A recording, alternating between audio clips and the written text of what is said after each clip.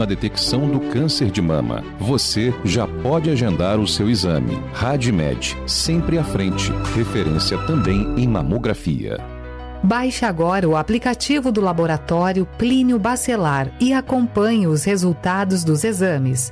Verifique seu histórico, agende atendimento domiciliar do laboratório ou da vacina. Saiba a localização e horários de atendimento das unidades e muito mais.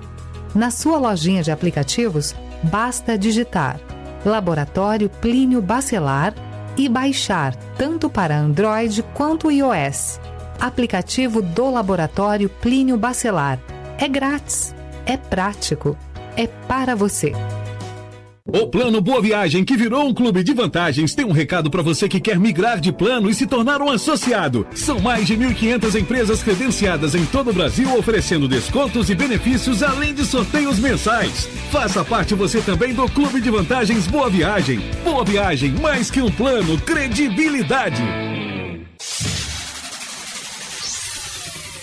Começa agora o Folha no Ar, primeira edição.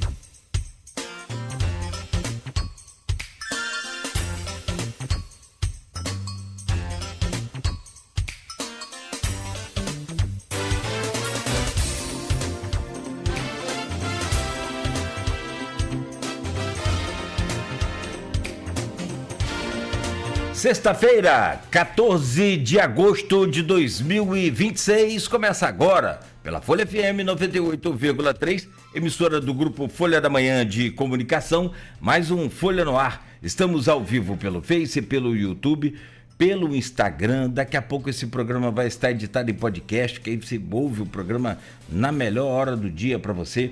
Também pela Plena TV, tem reprise logo mais, a partir das 17 horas, pela Alexa, pelo aplicativo de rádio. Pela Alexa é só dar o comando, Alexa, ouvir Folha FM, por aquele aplicativo, né, exclusivo da Folha também. Pode ir na sua lojinha de app aí, baixar e instalar e já curtir, seguir, compartilhar a nossa programação. São 7h08 agora em Campos. Hoje é sexta-feira, 14 de agosto de 2026. Eu sou o Cláudio Nogueira, este é o Folha no Ar e a gente começa com a previsão do tempo. Segundo o Instituto Nacional de Meteorologia, Campos terá para hoje temperatura máxima prevista de 28 graus, mínima de 22. Na previsão, tem rajadas de vento em torno de 23 km por hora e a probabilidade de chuva chega a 55%. E deve acontecer, se acontecer, a partir das 18 horas. 7h08, agora aqui na área central da cidade, faz 22 graus.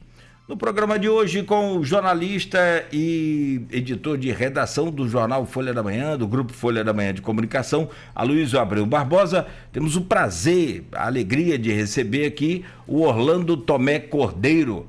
Orlando é estrategista político e articulista político. Ele vem para conversar com a gente sobre tudo que está acontecendo aí na política regional, estadual, nacional. Vamos pedir ao Orlando para que, com base nas pesquisas, faça aí uma projeção as eleições para governador do estado do Rio de Janeiro, uma série de fatos também, de acontecimentos, né, que podem mudar o cenário, enfim, registro de garotinho no TRE ou no TJ, o impedimento de ser candidato.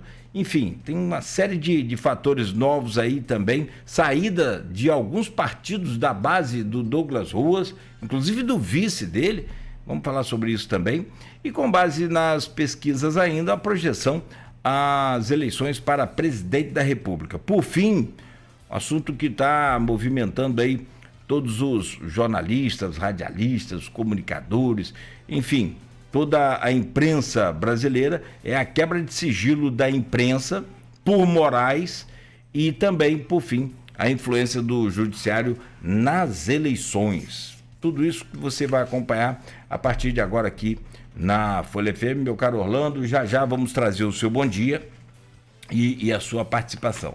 Hoje não vai dar tempo para a gente falar de futebol, então vamos pular essa parte aí. Se for falar de futebol hoje, não ia precisar de outro programa. Desculpa, Orlando, estou podendo falar nada não, porque para quem não sabe, o Botafogo perdeu ontem pro Siciliano. Siciliano não, como é que é o nome do time? Desculpa, Orlando. Cienciano. Altitude terrível também, né? Atrapalhou muito o Botafogo. Mas tem jogo de volta, o Botafogo perdeu de 6-1, mas esse placar é possível reverter. Jogo essa semana. Bom. E vamos lá. 7h11, no oferecimento de Proteus, serviços de saúde e medicina ocupacional, qualidade certificada ISO 9001-2015, Unimed Campos, cuidar de você, esse é o plano. Laboratório Plínio Bacelar e vacina Plínio Bacelar, cuidando bem de tudo que te faz bem. Radmed Diagnósticos por imagem, sempre à frente, tecnologia de primeiro mundo. E Coagro, a cooperativa dos produtores de cana de Campos e da nossa região. Em destaque no portal Folha 1, rapidamente aqui para a gente começar esse bate-papo com o Orlando. São 7h12. Caso Luanda, ex-policial civil, é condenado a 28 anos de prisão por feminicídio. A decisão saiu após cerca de 12 horas de julgamento, realizado nesta quarta-feira. Frederico Paes anuncia a homologação do concurso da educação de Campos. Previsão, gente, é de mil convocações, de acordo com o prefeito. Em destaque aqui no portal Folha 1, hein? Adolescente é apreendido com arquivos de abuso sexual infantil em Campos. O mandado foi cumprido pela Delegacia da Criança e do Adolescente. Meu pai.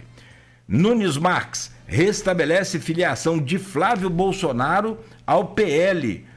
Houve uma treta, houve uma confusão aí, depois a gente fala sobre isso, mas o ministro determinou a exclusão do vínculo com omissão. Apareceu ontem e era oficial, tudo feito no sistema Filia, que é o sistema usado pelos partidos.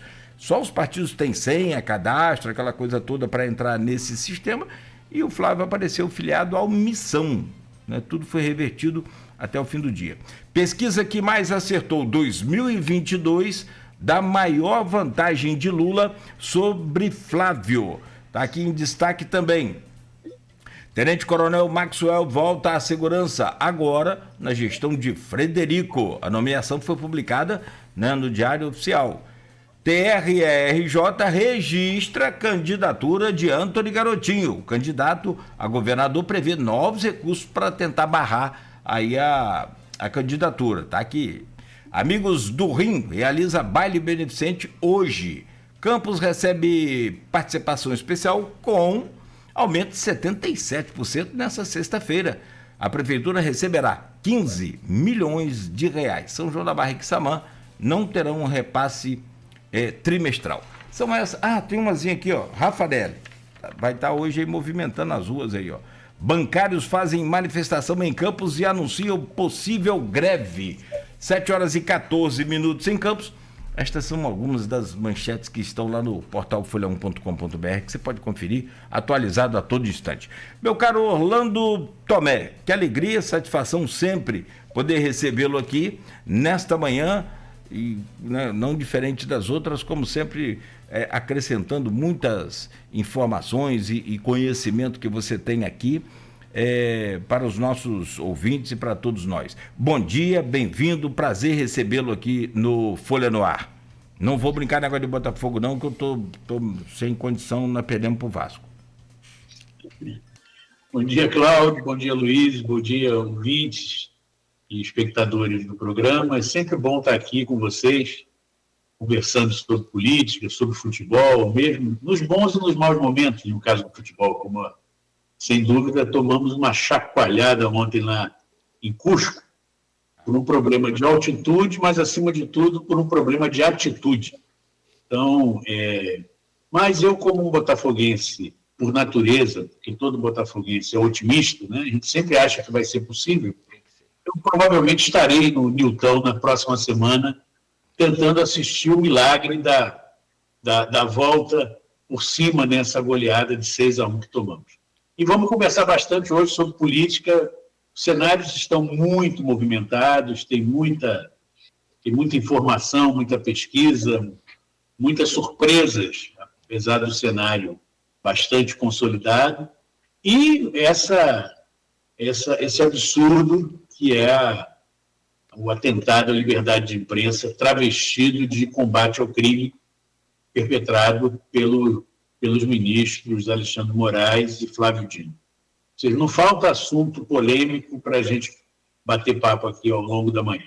Muito obrigado pelo convite mais uma vez. A gente sempre fala aqui muito isso, né? A gente morre de qualquer coisa no Brasil, ficticiamente, mas você não morre de tédio, principalmente nesse campo político.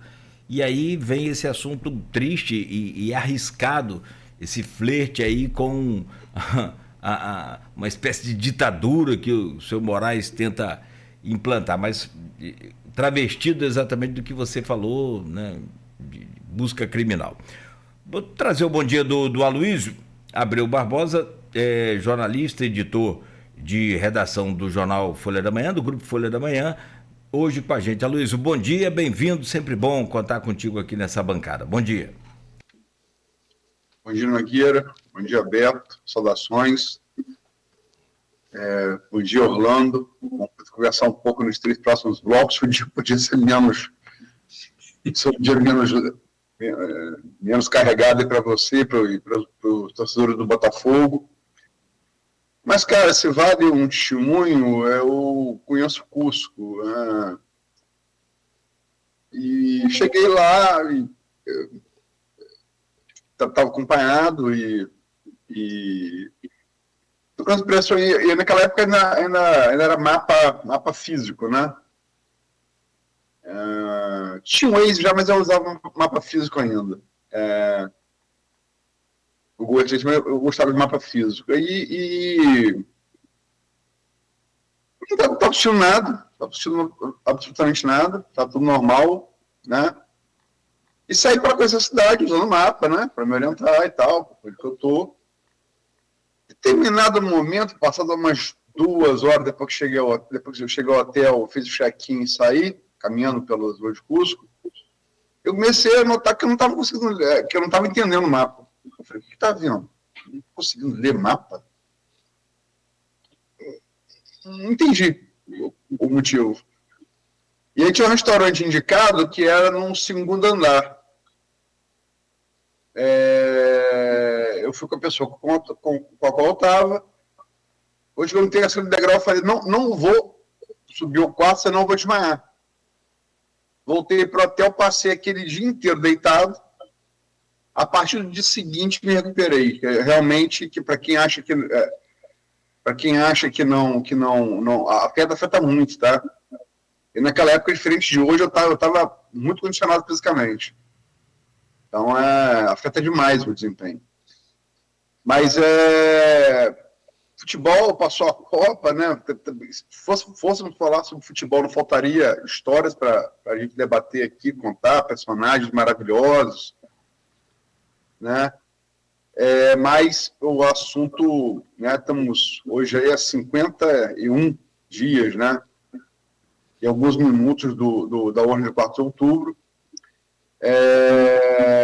Vamos começar, né, você é carioca, acompanha a política fluminense muito de perto, troca figurinha de vez em quando, conversa sobre isso, né, sobre bastidor de política, coisa que você pode conversar e não pode escrever, né, às vezes, né? Como é que você está vendo? Já sei de antemão a sua visão, mas para o telespectador, para o ouvinte, né? E acordou o meu bom dia especial, mas pode ser boa tarde, boa noite, porque para estar ouvindo a gente pode estar ouvindo a gente, né? Pela Plana TV, por podcast, então não sei que horas, né? Está vendo, mas enfim, importante que nos ouça, que nos assista, e que deixe comentários, concorda, discorda, por quê. Como é que você está vendo essa eleição ao governador, né? Você tem 3 pesquisas de julho, né? De 3 institutos. Você tem até mais pesquisas, mas de 3 institutos de credibilidade, você tem a Quest, né? E todos feitos no final de julho, 27, 28 e 31. A Quest, a Real Time Big Data e a Paraná, né? Todas dando uma vantagem a paz, mais de 25, algumas 35 pontos de vantagem, né? Como a Paraná, por exemplo. E um empate técnico em alguns e até matemático no segundo lugar entre Douglas Ruas, presidente da LERJ, né, que deveria ser o governador, no cargo do governador, outra coisa que a gente vai conversar aqui, pela Constituição Estadual, e o ex-governador político de Campos, Antônio Garotinho. Como é que você vê a eleição a partir desses dados objetivos primeiro, dessas 3 pesquisas, desses números? Bom, Luiz, o Eduardo Paes, que está indo para mais uma candidatura ao governo do Estado, ele procurou corrigir erros cometidos por ele mesmo em campanhas anteriores e passou, desde que ele ainda estava na Prefeitura do Rio, desde o ano passado, antes dele renunciar ao mandato, ele passou a investir numa articulação fora da cidade do Rio de Janeiro, particularmente no interior, nem na região metropolitana, no interior, no primeiro momento.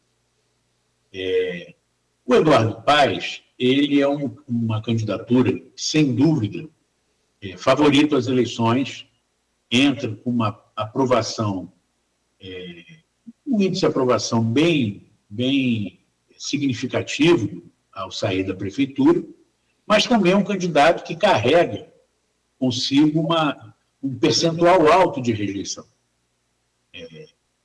Basta a gente lembrar, por exemplo, a reeleição dele para prefeito do Rio em 2024. Ele enfrentou nas urnas a candidatura do Alexandre Ramagem, pelo PL, que foi uma candidatura muito fraca do ponto de vista de campanha, de experiência, de articulação, e que, mesmo assim, conseguiu, no primeiro turno, chegar próximo dos 30% de votos válidos. Eduardo Paes foi reeleito prefeito do Rio no primeiro turno, mas você vê que tem ali uns 30% que não votam nele. Eu acredito que a grande necessidade do Eduardo Paes é liquidar a fatura no primeiro turno. Por quê? Porque segundo turno é sempre uma nova eleição, mesmo quando você tem alguém que no primeiro turno saia muito na frente. O Eduardo, ele tem uma coisa que é importante na política de processo eleitoral, que é a expectativa real de poder. Ela é mais importante do que o poder. Hoje o Eduardo cheira a vitória. E aí ele acaba atraindo o apoio pragmático de prefeitos, de parlamentares. Ontem mesmo saiu notícia na mídia de que a Federação União Brasil Progressistas, como um todo, já vai apoiar a candidatura do Pedro Paulo ao Senado, sendo que o Progressistas, já através do ex-prefeito de Nova Iguaçu, Rogério Lisboa, e do prefeito atual, Dudu Reina, já declarou apoio explícito a Eduardo Paes e a Pedro Paulo na disputa do Senado. Ou seja, há um movimento do rio correndo para o mar. Quem assistiu o debate da Band nesse domingo, viu também que, apesar da ausência condenável, na minha opinião, em termos de democracia, do Eduardo Paes no debate, ela serviu para mostrar a disparidade, a distância entre conhecimento, articulação, presença frente à mídia dos demais candidatos. Tanto que o Garotinho, nesse debate, surfou, porque os outros eram muito fracos, inclusive o Douglas Rua, que não é um candidato desarticulado, ele até fala direitinho, fala lé com cré, né? Mas não conseguiu no debate mostrar capacidade de atração do eleitorado. Então, eu acho que o cenário no Rio de Janeiro ele está muito desenhado por Eduardo Paes. O Eduardo Paes, ele é o pragmatismo em essência. Basta ver que ele agora fica usando a condenação do Rodrigo Bacelar, chamando a Alerj de um antro de bandidos, de criminosos, mas há um ano ele estava elogiando publicamente num ato o Rodrigo Bacelar. Quero ver como é que ele vai, por exemplo, lidar com o fato do Márcio Canella, que teve que largar a candidatura ao Senado e vai ser candidato estadual, e que foi preso, que está envolvido nesse inquérito, como é que ele vai lidar com o apoio do Márcio Canella. E ele é capaz de lidar com isso sem ficar vermelho. Por exemplo, ele teve na administração municipal, no seu mandato no Rio de Janeiro, nos seus 2 últimos mandatos, ele teve como secretário municipal o Chiquinho Brazão, que só foi exonerado quando começou o processo que o condenou no caso do assassinato da vereadora Marielle Franco. E, não satisfeito em nomear uma pessoa que claramente tem vínculo com a área criminosa, as organizações criminosas, ele trocou 6 por meia dúzia.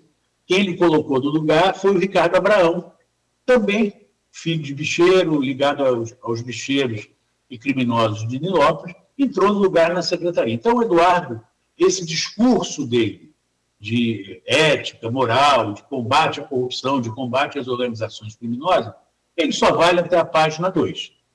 Mas, do ponto de vista eleitoral da disputa, até diante da fragilidade das demais candidaturas, ele tem possibilidade de se eleger no primeiro turno. E, para concluir essa primeira observação, se for para o segundo turno, ele corre o risco de perder, principalmente se houver segundo turno para presidente da República simultaneamente, porque aí nós vamos ter, vai se carregar para o candidato de oposição, que dispute nas urnas, seja Douglas, seja Garotinho, vai ser carregado para ele todo o apoio do bolsonarismo e da rejeição, além do bolsonarismo, contra Eduardo. Então, para ele, é fundamental liquidar a fatura no primeiro turno. E talvez, nessa soma aí, a rejeição ao lulismo também, que no Rio é muito forte, né? Se ele for linkado a essa rejeição em um eventual segundo turno, nas 2 disputas, ele acumularia mais essa também, né? Não é segredo que o bolsonarismo, embora Bolsonaro seja paulista do lado da Ribeira, é um movimento fluminense, nascido sobretudo ali na Zona Oeste, né? Da cidade do Rio de Janeiro, mas depois nacional e hoje muito forte, né? E quem acompanha... Eu fiquei muito impressionado, acho que comentei com você, eu comento aqui eventualmente com a Nogueira, eu fiz muita pesquisa municipal na eleição de 2024. Não só de Campos, como de Norte, Noroeste e Rio dos Lagos. Muita pesquisa. Vocês acompanharam. Por antecipar a eleição de 10 prefeitos, né, a partir das pesquisas, inclusive em Campos, com percentuais de votos válidos que tiveram, de fato, Vladimir, delegada Madeleine e professor Jefferson. tinha algumas pesquisas que faziam algumas perguntas nacionais, embora o objeto fosse disputa municipal. Me impressionou, assim, a asturra que né, o bolsonarismo diante do lupetismo nesse município fluminense. Inclusive Macaé. Eu esperava que fosse mais atenuado pela presença forte da Petrobras, né? Então, é uma rejeição que ele pode carregar também, se ele for para o segundo turno. Mas é uma eleição, assim, Paes, assim, não dá para falar, depois de 2018, né, tudo apontava para a eleição dele, né? Tudo apontava para a eleição dele. Chegou aquele fenômeno Whitson, mas também um raio como aquele cair 2 vezes no mesmo lugar, em tão pouco tempo. Eu acompanho política desde 89 e nunca tinha visto nada parecido. Você eu não sei, eu acompanho antes de mim, né? É muito difícil acontecer de novo, né? Como é que você vê Paes entre esse favoritismo no confronto com o que aconteceu com ele no passado? Não, primeiro é o seguinte, eu acho, como você falou, a eleição de 2018 foi uma eleição atípica, né? E eu acompanhei, como eu participo de muitos grupos de WhatsApp, com a participação, com a presença de pessoas, tanto apoiadores de Lula, petistas, não petistas, como apoiadores de Bolsonaro. E eu acompanhei nesses grupos de WhatsApp a virada na última semana, em que, se você lembrar, Aloysio, naquela eleição, o bolsonarismo só decidiu apoiar o Witzel nos últimos dias, porque ele teve 2 candidatos anteriores que não decolaram, né? E eles estavam sem nomes. Mas na última semana, um disparo em massa no WhatsApp, eles indicaram os candidatos a deputado, a senador e a governador. Isso explica, inclusive, a vitória, de certa maneira surpreendente, do falecido senador Harold de Oliveira. Numa eleição em que o Flávio Bolsonaro era franco favorito, mas a segunda vaga estava caminhando naturalmente para o César Maia. E o que aconteceu é que na última semana o Harold atropelou, graças a essa ação de disparos em massa no WhatsApp. E o mesmo aconteceu com o Witzel. E naquela eleição, a rejeição ao lulopetismo, ao PT, ela estava no auge, né? Nós podemos dizer que a rejeição ao bolsonarismo, ela cresceu na mesma proporção após o mandato de Bolsonaro e após o mandato de alguns desses governadores, como o próprio Witzel. Mas é interessante porque você tem uma rejeição alta ao bolsonarismo e ao Bolsonaro, ao sobrenome Bolsonaro e ao que ele representa, mas não significa que tenha reduzido a redução a Lula, ao lulopetismo e ao PT. Então, eu acho que na eleição do Rio de Janeiro, e você lembrou bem, num segundo turno, em que você tenha no cenário nacional Lula e Flávio, e no cenário regional Eduardo Paes e um candidato de oposição, ou Garotinho, se conseguir resolver o problema, ou Douglas Ruas, a rejeição contra o PT e contra Lula, que estará grudado no Eduardo Paes, a candidatura de Lula, ela pode impactar na perda de votos. A gente precisa lembrar que primeiro e segundo turno são 2 eleições distintas. Mesmo quando você tem tido nos últimos anos um comportamento do eleitorado no sentido de antecipar a decisão, quer dizer, ele antecipa o segundo turno para o primeiro, o chamado voto útil, né? Mas, mesmo acontecendo esse fenômeno, o segundo turno existindo, ele é outra eleição. Ele é outra eleição.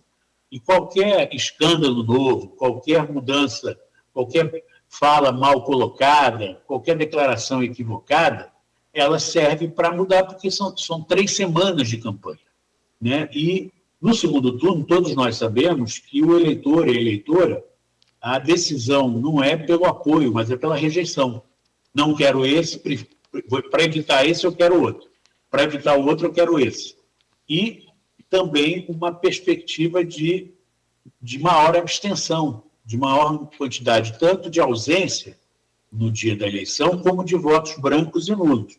Então, não é uma coisa trivial. O Eduardo Paes está escaldado com esse cenário das derrotas anteriores, mas ainda é o favorito, isso é indiscutível. E acho possível que ele ganhe no primeiro turno. Possível, mas não acho provável. Eu ouso dizer. E, aliás, Aloysio, Cláudio, Beto e ouvintes, nesse domingo, um grande amigo, que é o presidente do Instituto Informa, o Fábio Gomes, ele deu uma entrevista em que ele...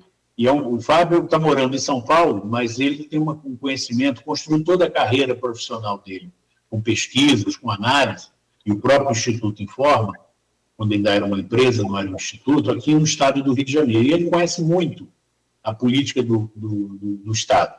E ele, nesse programa, no domingo agora, ele disse que a aposta dele, vamos dizer assim, é que Douglas Ruas deve crescer com o apoio do bolsonarismo e pode, de fato, provocar um segundo turno. E mesmo que Garotinho consiga e divida um pouco esse voto de oposição, ele acha que isso não significa que vai se resolver tudo no primeiro turno. Então, eu ouço muito o que ele fala, porque ele é um cara conhecedor, e tendo a concordar com ele. Eu acho que, mesmo com essas últimas adesões ao Eduardo, o eleitor ele tem uma certa independência. O tal voto de Cabresto tem um lado que é real, principalmente onde o crime organizado controla o território, mas em tempos de redes sociais, as pessoas tendem a ter mais autonomia no seu voto em relação às lideranças políticas formais. Orlando, e nesse cenário também nós temos a eleição para senadores. E aí, no berço do bolsonarismo, como a Luiz explicou, desde o surgimento lá, apesar de Bolsonaro não ser fluminense, nem naturalmente carioca, você tem, pelo menos nos últimos anos, a direita, né, vencendo, levando as vagas que são do Senado. Por exemplo, a última vitória da esquerda no Senado foi de Lindbergh Farias, do PT, em 2010. E naquela também Crivella fez a renovação com ele, 2 cadeiras. 2014, Romário. 2018, Flávio e o Harold, que você lembrou bem, que aí faleceu, assumiu o Portinho no lugar dele. O Portinho volta agora a ser candidato. E em 2022 voltou o Romário. A pergunta que a gente tem feito aqui, buscado entender esse cenário, trazendo essa coisa da divisão da esquerda no berço do bolsonarismo, parece que facilita essas vitórias da direita.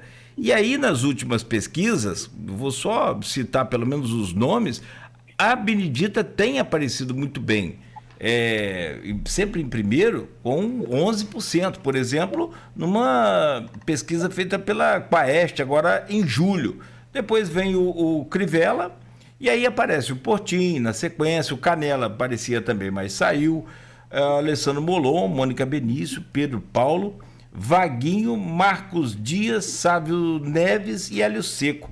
Como que você consegue entender esse processo eleitoral para o Senado? 2 vagas esse ano. A esquerda consegue levar pelo menos uma de novo? Voltar àquele placar de 2010, por exemplo? Não, outro dia eu estava até conversando por telefone com a Luiz. Na minha opinião, a Benedita vai ser eleita. Ela é, na minha opinião, uma candidata que ocupa não apenas o terreno, tem um apoio apenas do eleitorado dito de esquerda, do centro-esquerda, mas ela é evangélica. E a Benedita tem uma história, tem uma tradição na política fluminense e carioca. Numa disputa de 2 vagas, ela carrega consigo a história, a representatividade e, principalmente, a dificuldade da direita de conseguir definir candidaturas competitivas, desde que Flávio Bolsonaro resolveu ser candidato a presidente e que o Carlos Bolsonaro resolveu se mudar para Santa Catarina. Você não tem hoje, eles estão tentando, desde que Cláudio Castro foi impedido, eles estão tentando encontrar um nome competitivo. E a verdade é que ainda não conseguiram encontrar. Nesse sentido, pode acontecer uma surpresa. Você pode ter como representante eleitoral da direita, eleitoral, não representante ideológico, mas eleitoral, para ocupar a segunda vaga, disputando com Crivella, que, na minha opinião, é o segundo favorito. Pode acontecer do Pedro Paulo crescer como um candidato reconhecido como apoiado pela direita, principalmente a direita não bolsonarista. A direita bolsonarista tende a apoiar, se dividir, vai votar provavelmente em Carlos Portinho e Carlos Jordi. São os dois candidatos que se apresentam numa chapa por sangue. Acho muito difícil eles conseguirem um desempenho eleitoral, mesmo que haja um carreamento de apoios e votos, um disparo em massa na última semana, como foi o caso do Witzel e do Harold, acho muito difícil.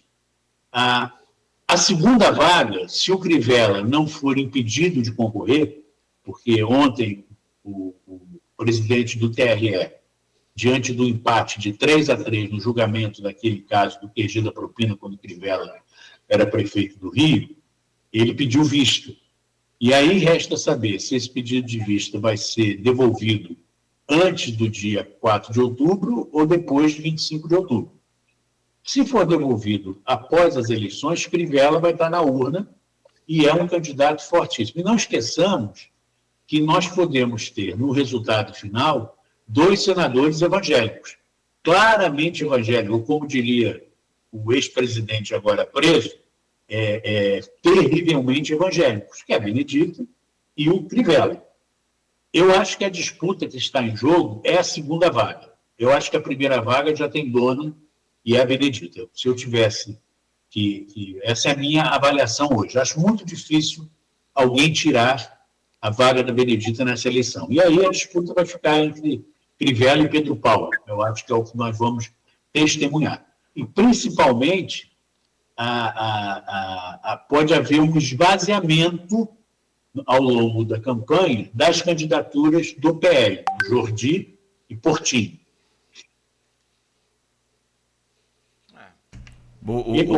Eleição de senador, segunda vaga, é uma eleição completamente diferente, porque você vota no candidato. Primeiro, o eleitorado, ele não fala assim, meus 2 candidatos ao Senado são ele. Normalmente ele tem uma candidatura que ele apoia.